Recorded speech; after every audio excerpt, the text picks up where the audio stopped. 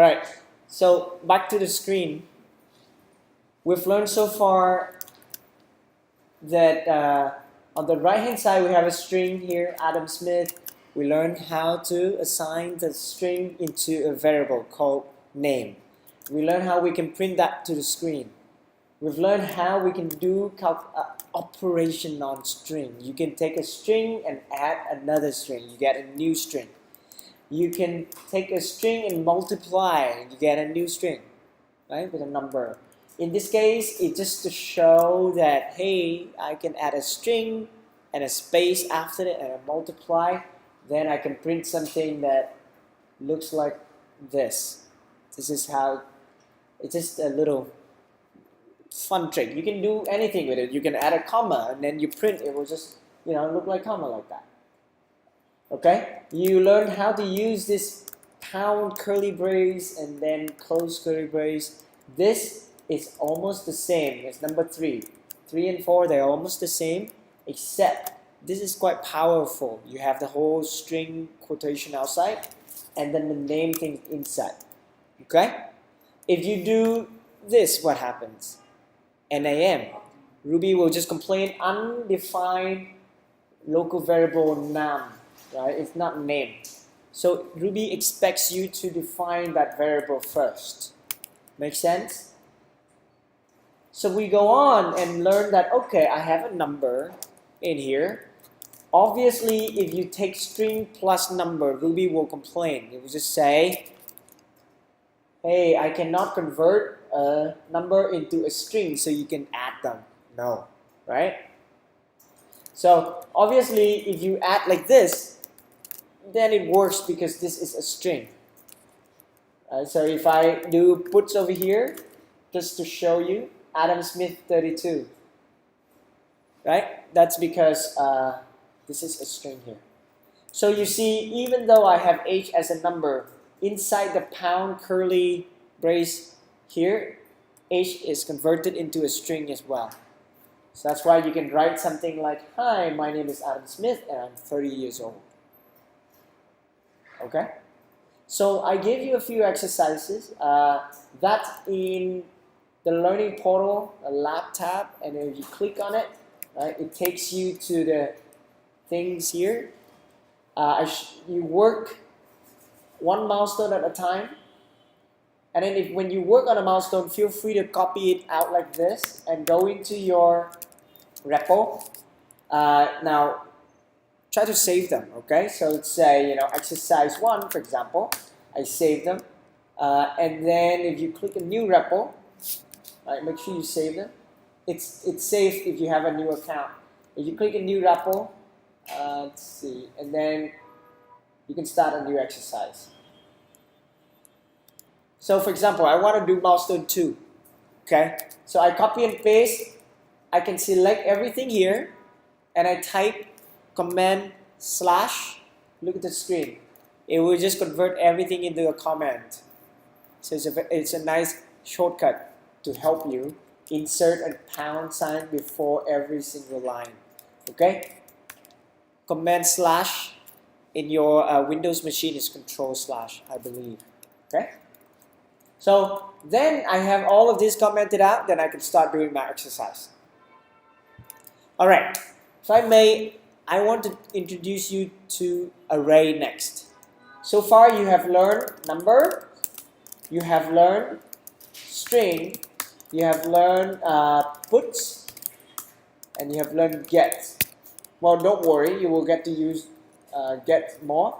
In numbers, you learn that there are fixed num and float. Fixed num is number like 1, 3, 9, and floats are numbers like 10.10, 10.1, etc. Okay, now let's learn array, right? So A is an array of, let's say 1, 2, 3, 4, 5. How many elements? 5. And I'd like you guys to try to stick to some good convention. So in this case, it's similar to the English, right? And then you just add space. It looks nicer that way. Now, when I run this file, the editor on the left You see again, the green thing on right hand side, that's because line 19 is the last thing that Ruby just ran. So you see it shows over here. Okay? If you happen to have something else down here, like 1, 2, 3, 4, 5, then it remembers that, yeah, you ran that 1, 2, 3, 4, 5, 6 last. But they've totally forgot about this. Okay? So it ran, but you're not using it. So normally if you use it, then you say, you can print it out. You print it out so you can see it on the right hand side. Okay? So what's interesting here is when you say puts A, it's not like printing a string, printing a number. When you're printing an array, it just print one element per line. That's puts A. So it's a bit funny, right?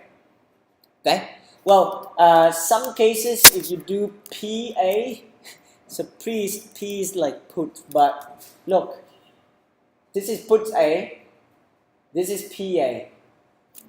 P will print to the screen the representation of that variable. So representation means here, it just show you exactly what you see over here. Let's try. If you put hello, if you use put hello, you see hello like this, right? If you do P hello, what do you think you see? You see exactly what you see on the left hand side. You see both the quotation as well. So you don't really need P on a string, but P an array is kind of nice, right? What if I want to print A is, right? My array A is, and then here I use the same old syntax, right? Then you can also get that. It converts A into a string, but inside this string interpolation, like some of you say, it will just keep that for you. So that's nice. Okay? So that's how you print the screen, the array out. Now, I notice some of you have things like this, 1, 2, 3, 4, 5, 6. Okay, if you have the number there, Ruby will just run one line, go to the next line. It runs this and like, okay, you don't need it, right? And some of you will be like, well, yeah, I do need it. I divide it by another number. And then you do something else as well. Yay, I'm done, right? Well, again, then you're not really using it. It's just forgotten, right? Well, of course, you can print it out, or you can set it to a variable so you can use later. Okay? So, when you write code over here, every line you write, just try to run the command enter often. Okay? Okay, here's the challenge. How do you calculate the total of all the numbers in this array? In this list, 1, 2, 3, 4, 5. I say total equals, when you first learn it, you say, oh, I know, I see it, 1, 2, 3, 4, 5, so 1, 2, 3, 4, 5. And notice I use a plus around it, I'm trying to use the space, it looks nice. So then now you say total in A is, right? Total, sounds good? And then you say total in, where's my A? Okay, not this number. You see, here's a problem there, huh? Line 19, I define A. Line 26, I accidentally change A. So that's not good. So I put it to B. Look, my array A is 1, 2, 3, 4, 5. Total in A is 1 plus 2 plus 3 plus 4 plus 5. Looks good? So it's nice. What if I change A to 1, 2, 3, 4, 5, 6, 7? Okay? Then you get total in 1, 2, 3, 4, 5, 6, 7 is 15. So that's not good.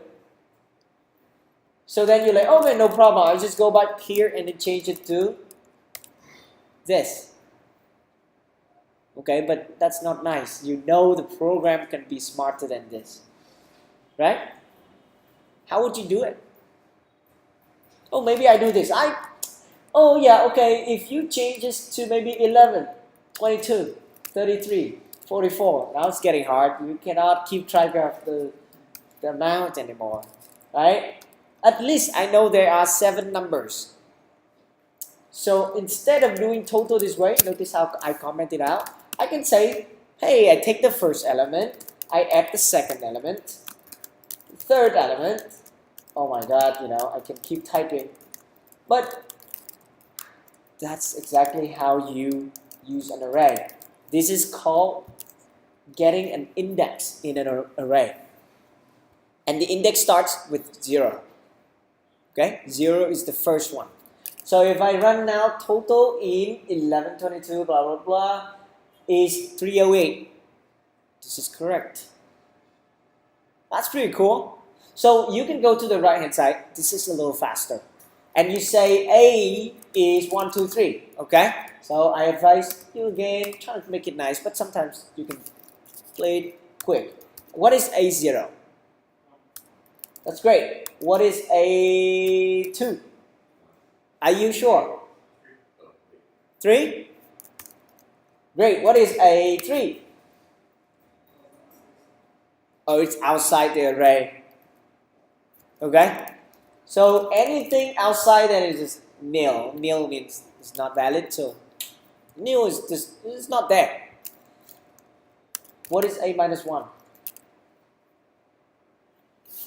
Think like just English. Think like a programmer, a designer. If you design this language, and if you just say index minus 1, where do you want this to point to? What value do you want it to be?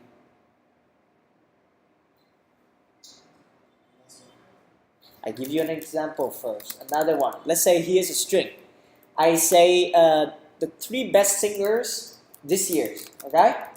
Adele. Well, it's not this year anymore. Justin and Mariah. Right? Who's the top one? Singer 0, right? Who's the bottom one? How do you do that? 2? But what if now my list of singers become just like, Tom, Smith, and all this extra one? Can you keep counting?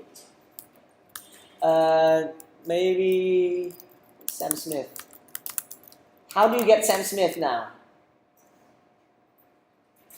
If you think of Ruby as a English thing, you can probably say, can I just get singers but last? It sounds like English, right? It'll give you that. Isn't that cool? So you can do singers not first.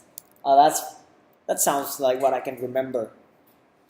And then singers minus 1.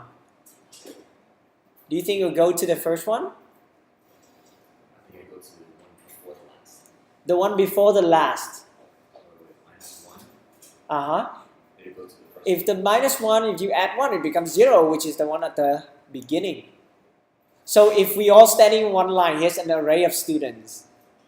The first student may join the last student. And it sort of, it could make sense when you think the last one, it's just minus 1. So obviously in a lot of language you say minus 1 is like, doesn't exist. But if you try to remember, minus 1 can only be, it cannot be the second one, it cannot be the first one. Well, it can be a second one if there are only 2 elements, right? But it's pretty cool. If I have 100 elements and I say, give me the last one, there are 2 ways for you to do that.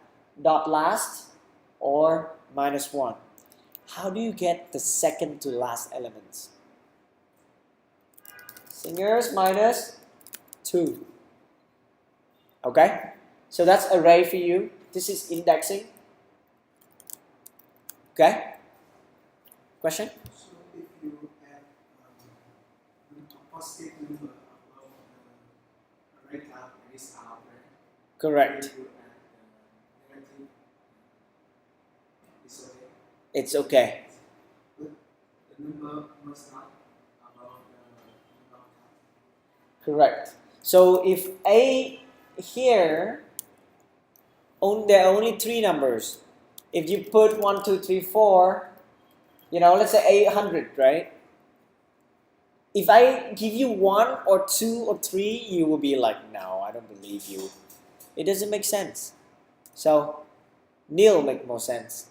Nil just means nothing, right? There is no 100th element in the array. It doesn't exist in the array. Yeah, so this is just a convention, a rule that just make it kind of nice. When if you have 3 elements, -1 give you the last. -2 give you the one before the last. -3, hey, look, it's also the first one because what? I only have 3 elements in the array. So if you do a negative number, it kind of flips it backwards. Yeah. I like to look at it as like a line that's in a circle. So imagine like 10 people in a line, but the line isn't straight, it's in a circle. It's like dashes. Okay. So if there's one more thing where to show that it's quite useful to use the -1.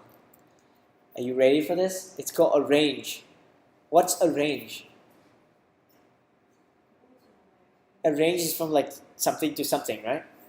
So if instead of typing 1, 2, 3, 4, 5, how would you write it in? How would you write that on paper? How would you write that on paper? 5 what? You used to write something like 1 to 5 like that? Or you write something like 1.5? Looks good. That's how you write it in Ruby. So it looks, hey, it understands the range, right? So, but this range is a different type. We haven't learned range. Don't worry about it. But if I do, let's say this range is 1 to 10, and there is one command that is called range to array. Don't be scared. Then it will change into an array. Okay, so you don't have to worry about this to array thing. I just want to show you this. Numbers from 1 to 100. This is a nice way to do 1 to 100. Okay? What if I want to get the numbers between 10 and 20? The 10th element. So remember the 10th one? What number is it? Remember index start at 0? So it's 11. So I want to start from number 10. I want to get from 9. And I want to get 10 numbers after that. So you can actually use a range inside that. If I only want 3 numbers, maybe that's easy to 9, 10, 11, 12, that's 4 numbers. So you get 4. Okay? If I want 10 number, 9 to 18. Is it? So I get 10 numbers. If I want everything until the end, then you can get this range. Then you get the numbers from the 9th element until the very end. So you see how -1 is very powerful in a range. Right? Obviously, this sounds a bit crazy. So this before the break, and when you come back, you can start practicing how you define an array and get elements from it. Thank you.